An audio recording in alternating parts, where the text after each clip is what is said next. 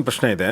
ಅಕ್ಷಯ ದೆನ್ನ ಹುಳಿ ಅಂತ, ಯುದ್ಧದಲ್ಲಿ ಯಾವ ಬಗೆಯ ಆಹಾರಗಳಿದ್ವು, ಎಲ್ಲಾದರೂ ಉಲ್ಲೇಖ ಸಿಗುತ್ತದೆಯೇ ಗುರುಗಳೇ? ಅಂದರೆ ಯುದ್ಧ ಸಂದರ್ಭದಲ್ಲಿ ಏನು ಆಹಾರ? ಇಲ್ಲ, ಮಹಾಭಾರತದಲ್ಲಿ ಮತ್ತು ರಾಮಾಯಣದಲ್ಲಿ ಯುದ್ಧ ಸಮಯದ ಆಹಾರದ ಬಗ್ಗೆ ಮಾಹಿತಿ ಸಿಕ್ಕಿಲ್ಲ.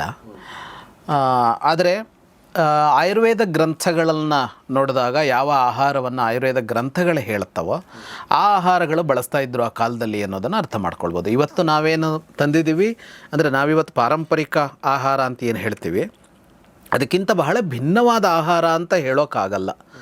ಅಂದರೆ ಈಗ ಎರಡು ಥರ ಅನ್ನದ ತರಹದ ಒಂದು ಇದಿದೆ, ಬೇಯಿಸಿ ಮಾಡೋದು ಅಂತ. ಎರಡನೆಯದ್ದು ಅದನ್ನು ಹಿಟ್ಟು ಮಾಡಿ ಮಾಡೋದು ಅನ್ನೋ ಥರ ಅದು ಎರಡು ಬಳಸ್ತೀವಿ ನಾವು ಧಾನ್ಯಗಳನ್ನು. ಅಂದರೆ ಅದು ಚಪಾತಿನೋ ರೊಟ್ಟಿನೋ ಏನೋ ಒಂದು ಇಡೀ ಭಾರತದ ಉದ್ದಗಲದಲ್ಲಿ ಎರಡು ಥರದ್ದು ಇದೆ. ಬೇಯಿಸಿ ಹಾಗೆ ಧಾನ್ಯಗಳನ್ನು ತಿನ್ನೋದು, ಅದನ್ನು ಪುಡಿ ಮಾಡಿ ಅದರನ್ನು ಇನ್ನೊಂದು ರೂಪಕ್ಕೆ ತಂದ್ಕೊಂಡು ತಿನ್ನೋದು ಅನ್ನೋದಿದೆ. ಮುದ್ದೆ ತರಹದ್ದು ಅನ್ನೋದು ಇದೆಯಲ್ಲ, ಈ ತರಹದ ಆಹಾರಗಳೇ ಇರ್ತಾ ಇತ್ತು ಅನ್ನೋದು ಗೊತ್ತಾಗತ್ತೆ. ಉಳಿದಂತೆ ಅದಕ್ಕೇನೋ ಒಂದು ತರಕಾರಿಯ ವಿಭಿನ್ನವಾದ ಶೈಲಿಯಲ್ಲಿ ಮಾಡ್ಕೊಳ್ಳೋದು ಅಂತ ಇವತ್ತು ಬಂದಿರೋ ವಿಧಾನವೇ ಇತ್ತು ಅಂತಲ್ಲ, ಇನ್ನಷ್ಟು ಭಿನ್ನವಾಗಿ ಅಲ್ಲಿ ಇರೋ ಸಾಧ್ಯತೆಗಳಿರುತ್ತೆ. ಹಾಗಾಗಿ ಆ ಕಾಲದ ಆಹಾರ ಅಂತ ಯೋಚಿಸೋದಾದರೆ ಆಯುರ್ವೇದ ಗ್ರಂಥಗಳು ಏನನ್ನು ಉಲ್ಲೇಖಿಸಿವೆಯೋ ಅದು ಆವತ್ತಿನ ಆಹಾರ. ಉದಾಹರಣೆಗೆ ಇದೇ ಥರದ ಆಹಾರಗಳು ಬರುತ್ತೆ. ಅಪೂಪ, ಅನ್ನ ಬರುತ್ತೆ, ಗಂಜಿ ಬರುತ್ತೆ. ಗಂಜಿಯ ವಿಧಗಳನ್ನು ಹೇಳ್ತಾರೆ. ಈಗ ನಾವಿವತ್ತು ಅಷ್ಟೆಲ್ಲ ಮಾಡ್ತಲೇ ಇಲ್ಲ, ನಮಗೆ ಗೊತ್ತೂ ಇಲ್ಲ ಅದು. ಅಂದರೆ ಅಷ್ಟು ಸರಿಯಾಗಿ ಬಳಸಿದರೆ ಆರೋಗ್ಯ ಚೆನ್ನಾಗಿರುತ್ತೆ ಅನ್ನೋ ಥರದ್ದಿದೆ. ಗಂಜಿಯ ವಿಧಗಳು, ಎಷ್ಟು ಬೇಯಿಸಿದಾಗ ಏನಾಗುತ್ತೆ, ಏನು ಯಾವಾಗೂ ಅಂತೆಲ್ಲ ಬರುತ್ತೆ. ಅಪೂಪ ಅಂತೆಲ್ಲ ಆ ಥರದ ಅಂಶಗಳು ಬರುತ್ತೆ. ರೊಟ್ಟಿ ತರಹದ ಇದು ಅಂತ ಪಾಯಸದ ಉಲ್ಲೇಖ ಬರುತ್ತಲ್ಲ, ಇದೇ ತರಹನೇ ಹೆಚ್ಚಿನದಾಗಿ ಇದ್ದಿದ್ದು. ಬಟ್ ಪರ್ಟಿಕ್ಯುಲರ್ ಆಗಿ ಏನು ಮೆನ್ಷನ್ ಮಾಡಿಲ್ಲ ಯುದ್ಧ ಸಮಯದಲ್ಲಿ, ಇಲ್ಲೆಲ್ಲೂ ಮಾಡಿಲ್ಲ. ಇಲ್ಲಿ ಮಾಡಿಲ್ಲ. ಓಕೆ, ಮುಂದಿನ ಪ್ರಶ್ನೆ ಅಂತ ತಗೋಣ. ಒಂದು ಪ್ರಶ್ನೆ ಇದೆ.